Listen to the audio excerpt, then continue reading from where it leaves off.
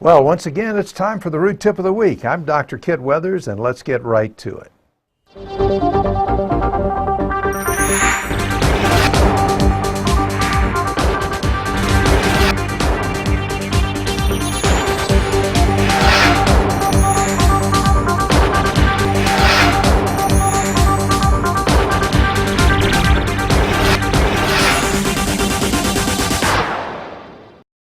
Hi, I'm Dr. Kit Weathers. It's time for the Root Tip of the Week, but before we get started, let's try the magic trick of the week.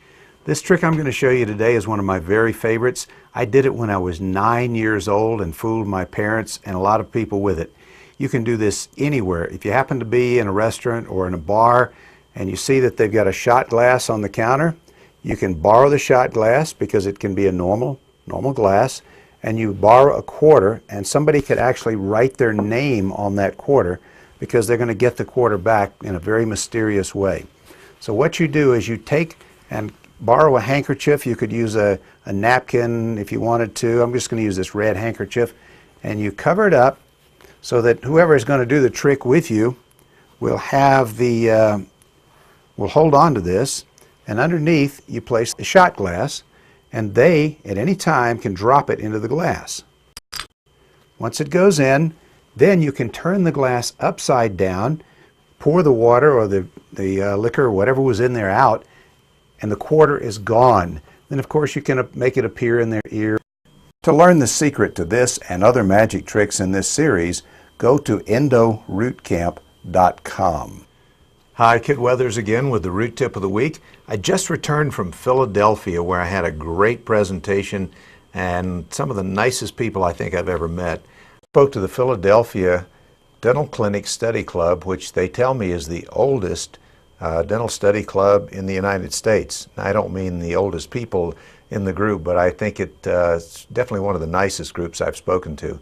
And it reminded me, before we get started, I am available to speak to your local study clubs and to dental meetings, and if you'd like to contact me at the phone number right up here, I'd be glad to give you some information about what we can do. I'd love to come to your town. Anyway, let's get started with the Root Tip of the Week.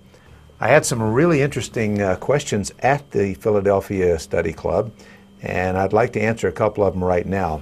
The first one had to do with the access opening that we are now talking about, and those of you who have been following the Root Tips of the Week know that the access opening looks very, very small, and here's an example of what we're doing. The question came from one of the gentlemen who was at the group, and he said, well, with an opening that small, how can you expect to find the canals routinely?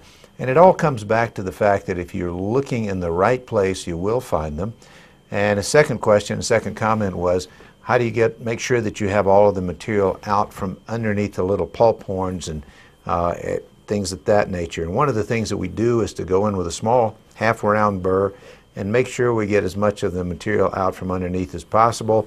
And we certainly do use the sodium hypochlorite, and at the end I use the sonic handpiece, or you could use an ultrasonic handpiece to really make sure you get the organic material out of the canals. Now, certainly if you cannot see the canals, you're going to have to make your access opening a little bit bigger. But my suggestion is to follow the scientific things we talked about in access openings. In other words, make sure that you're directly above the working cusp tip and the canal is going to be right below it. Then once you locate the canals, and if you have trouble visualizing what's in there, it's certainly okay to make the access opening a little larger. But remember, our job is to save the tooth. And if we save the root by making a big access opening, but we lose the crown and ultimately lose the tooth, we really haven't done our job, have we? So we want to keep the access to a minimum, but make sure that we have straight line access to all the canals.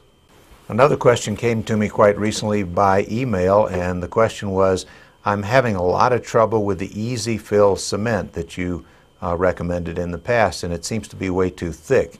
Well, if that's the case, if you're using the mixture, the powder and liquid combination, just add a little bit more liquid. It won't hurt a thing.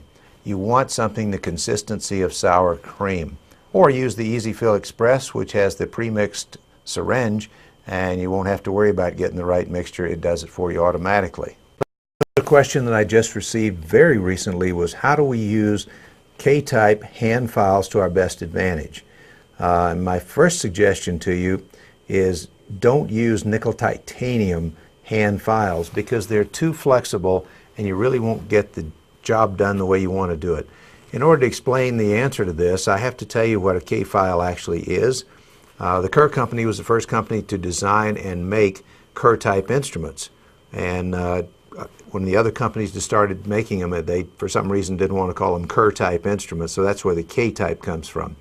But a K-type instrument has a tip that tends to ledge or push debris ahead of it. So if you're going to use K instruments, you've got to recapitulate, make sure that you can maintain patency. When K-type files are manufactured, what they do is take either a square or a triangular piece of wire and they twist it to form the instrument. If you twist it loosely, you get a reamer. If you twist it real tight, you get a file. And a file is used in an in-out motion.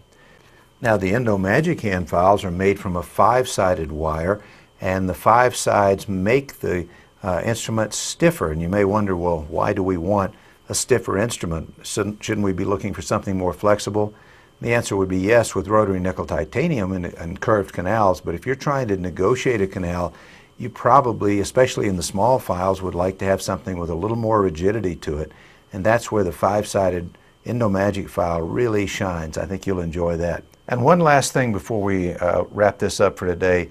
I've been getting a lot of questions about the expanding basket file, they keep calling it, which is a file that adjusts itself to the shape of the canal.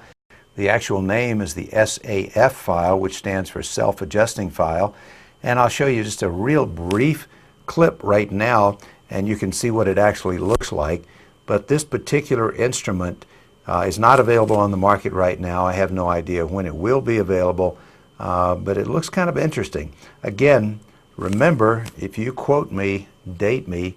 Now don't forget, if you have any questions about anything we've talked about on the Root Tip of the Week, or if you just have a topic you'd like to see us talk about, send me an email. And the email address is right up here. Be sure and send it to me. Anyway, I'd love to have your input. Tell me what you think, and I'll see you next time. Well, that's it for another Root Tip of the Week. I'm Dr. Kit Weathers, inviting you to join me at our very next Root Camp. So long for now.